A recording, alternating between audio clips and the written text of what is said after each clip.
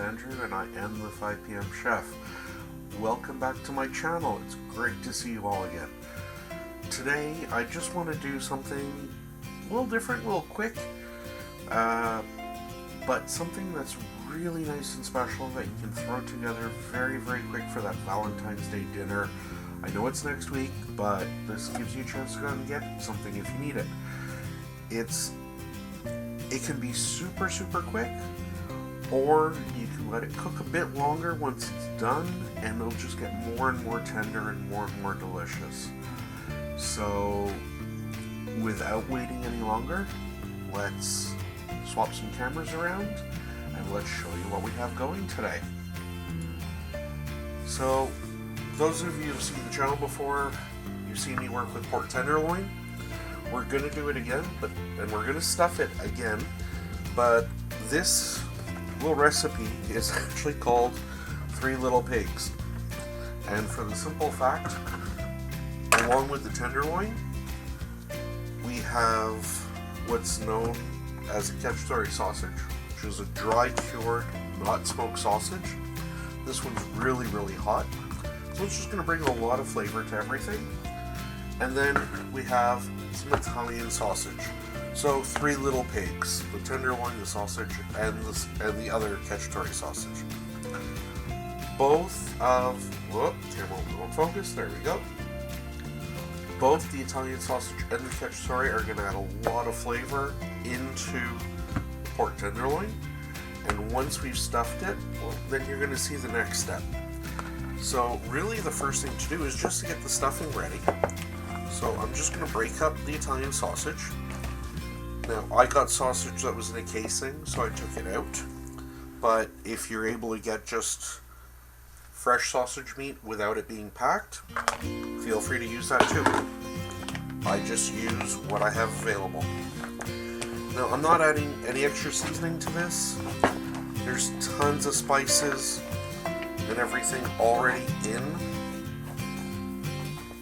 the 2 sausages here, and I'm not trying to make it a paste or get it all gummy. I just want the cacciatore to be throughout the Italian sausage. So that's it, that's done. Put that aside, get my cast iron going, and we'll give my hands a quick little clean before the next step. Then we need some diced peppers. Now I've already diced up a bunch, and a few of you asked how I do it. Well, the easiest way is you take your pepper, chop the top and the bottom of it off, then just basically cut the middle in half.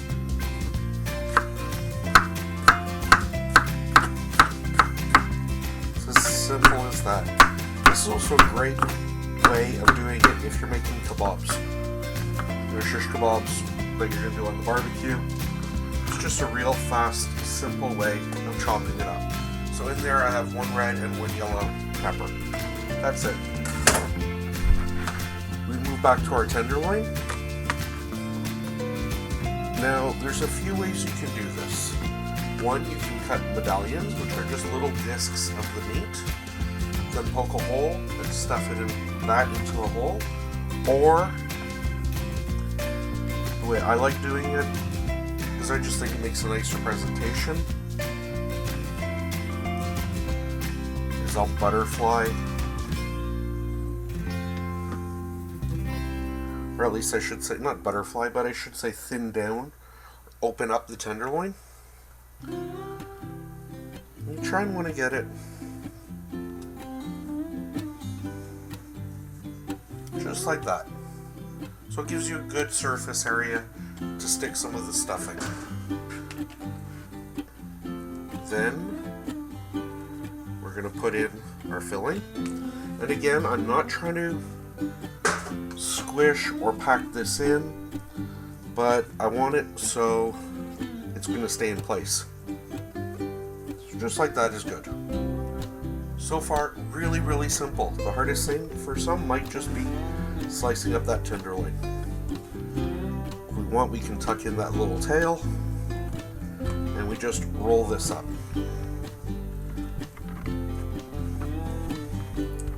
Got a little flap here from when they were cleaning up the tenderloin, and that's it. Not hard. Now what I am going to do though, just because my fry pan's not as big as I would like, I'm just going to cut it into pieces. We're going to get a little bit of oil in our warm fry pan. It's a little white. And now let's try and move the camera so we see our fry pan. Whoops. We did have a problem. I did a live stream the other day, and after the live stream I went to move the camera and a few things, and the clip that actually holds the camera in place broke. So I'm trying just to hold it in place in the meantime till I can get another one with some zip ties. There we go. Sorry about that.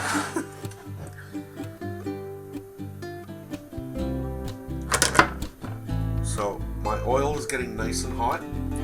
What I want to do is I want to put a sear on these. The reason you sear meat is you want that browning, but that brings out a lot of flavors. There's all the technical terms like the Maillard reaction and everything, but all you have to realize is when you sear a piece of meat, you're helping to create another layer of flavor. It's just like when you get a hamburger.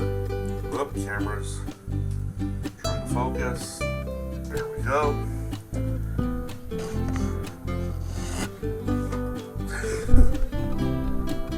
Yes, we are having technical difficulties today. This whole rig just might not even make it till the end of the video. You're just adding that extra layer of flavor that really, really helps. So now that that's hot, we're going to put this seam side down. And by seam side I mean where we cut everything. And we're going to brown that on all sides before we get to the next step. Now when I said you can do this as quickly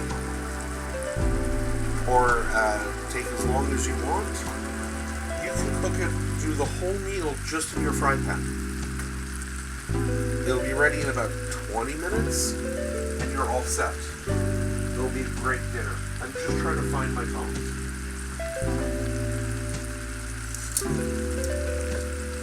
I just want to get my tongs.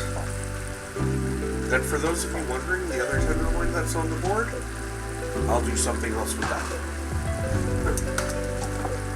That'll be turned into a pulled pork, or I'll do something with it, but that won't go to waste, don't worry. So what I'm doing here is just a slow sear. Like I said, I want to get that browning, I want to get that caramelization. While this is cooking, I do have my oven heating up to 350 degrees because once this is seared, we still have a few more goodies to add to this. When you put the meat in, you let it sizzle. Try not to play around with it too much because you want that sear, you want that browning to take effect. If you keep moving it around and playing with it, well, stuff doesn't cook in the air, it cooks from the heat of the pan. So it's got to be down there.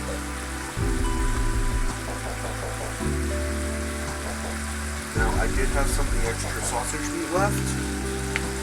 So what I'm planning on doing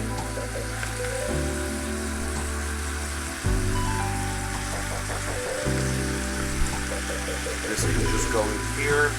We'll cook it down a little bit at the same time.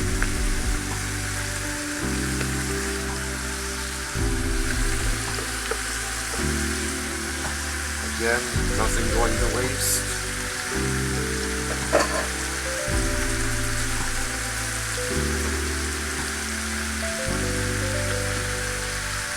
To those of you who caught my live stream the other day, thank you very, very much for stopping by.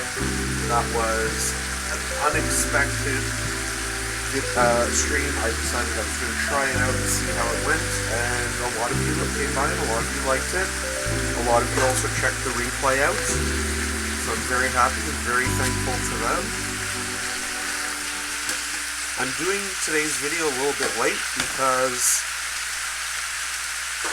one of the YouTubers that I follow, Olafam Arcade, just broke 1,000 subscribers over the week, and he was doing a stream today, so I was getting all ready to do this, and then I saw he came on live, so I had to watch him, so I was getting my prep done while I was watching him. So today's video is a little bit late, and it's Brian's fault. I'll put a link to his channel in the description.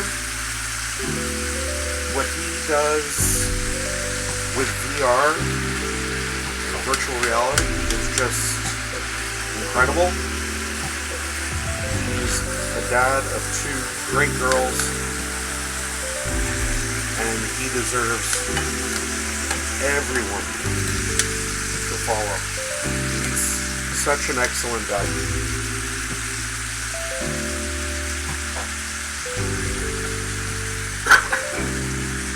Excuse me. So now we've got a little bit of a sear going on one side. Get the other side going.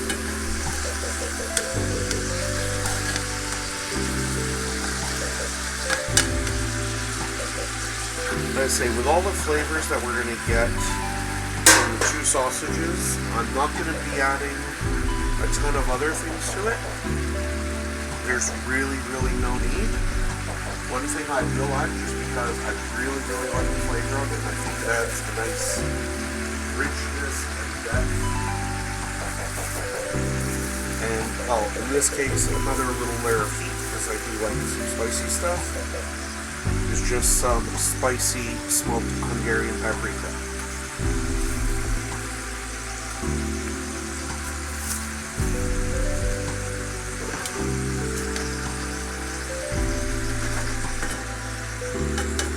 Now, if you can't get the cacciatore sausage, that's not a problem. Any nice dried sausage will do.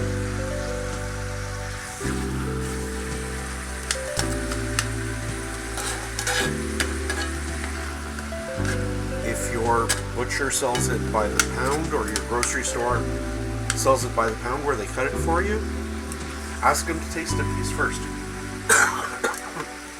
Excuse me. Ask them to try a little piece first. If you like the flavor of it, just think that flavor is going to be running through this whole dish. So get something you like to eat by itself. Just like wine. If you're cooking with wine, never use the wine you want to drink. So, same type of deal. So now I have my searing on all sides. I'm not worried about the sausage meat in the middle because that is going to cook really fast. If you are going to do this as you start it, you finish cooking it all on the stovetop, then I would do the medallions. And all I would do for that is once I've rolled it, I've stuffed it and rolled it, that's when I would cut it into the medallions. And I would just fry all the medallions individually.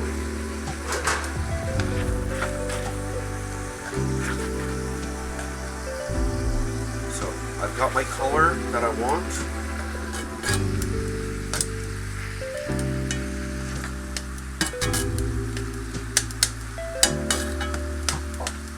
I don't think anything here has been so hard that anyone can't do this.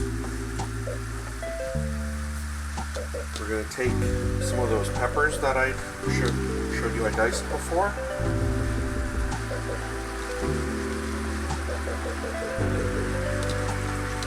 These will cook down, so I'm not worried too much that they're over everything. And the ones that are closer to the top are just going to get a char on them, like a nice roasted pepper, nice roasted red pepper or yellow pepper, orange pepper. It's even going to add another layer of flavor to this. And then finally, just some, that was harder to open than I thought, just a very simple strawberry coulis or tomato sauce. This is a San Marzano, which is a very, very good one. And all it is literally crushed tomatoes that have gone through a sieve, so it gets all the seeds and the skin out. So I'm just left with the pure tomato and a hint of basil. That's it. I'm just putting this on. So now all this is going to cook together in the stove.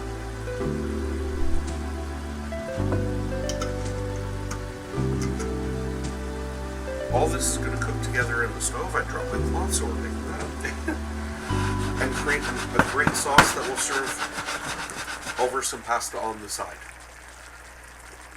So right there, we're all done.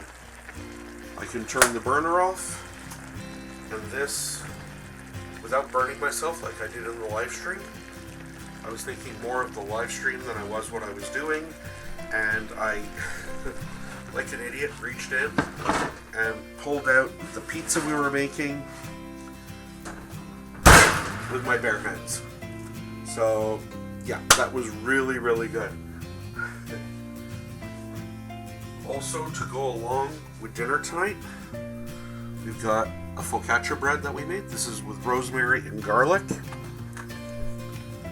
Let's flip our cams around once again. There we go. And that's it. This can cook for as little as half an hour in the stove, giving you time to boil up some water to make some pasta, which is what I'll do a little bit later. I, though, am going to let this cook in the oven for about an hour and a half. The longer it cooks, the more tender it's going to be, the more the flavors are going to have a chance to work together and do their stuff, and just the better it'll be. So, while yes, it can be a very quick, simple meal, the longer it cooks, it's just the better it gets. Kind of like a stew or a ragu. It's just that good, and it just takes a little bit of time. The prep itself, nothing. It's the cooking time. And that, depending on what level you want to take it to, is fully up to you. Half an hour, all on the stove, cut into little medallions, still with the peppers and the tomato sauce, or cook it whole like I'm doing, leave it in the oven. The longer it cooks, the better. It becomes a slow braise, and all those flavors just work together incredibly well. A little bit later, we'll come back. I'll show you when I take it out of the oven, and let's see what happens. So until then, we'll be waiting for you. We'll see you soon.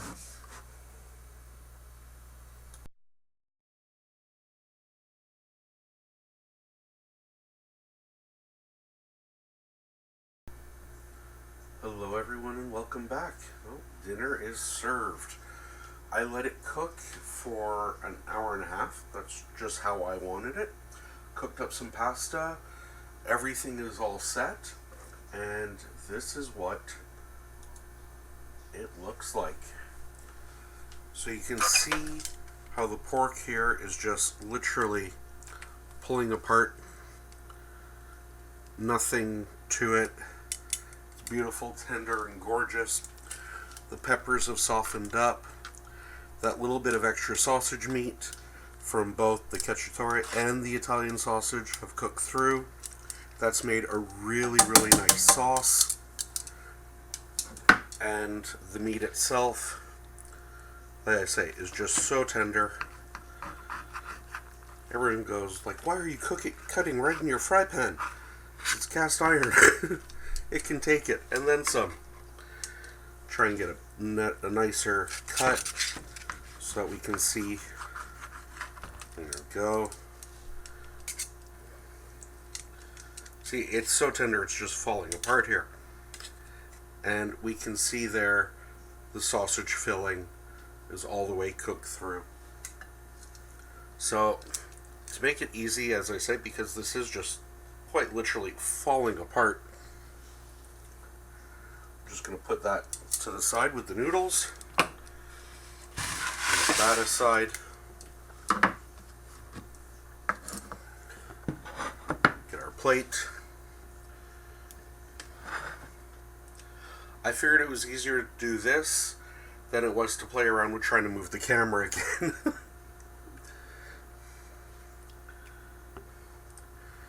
So we've got that gorgeous meat and pepper sauce on our pasta. And of course, you need some really nice Parmesan.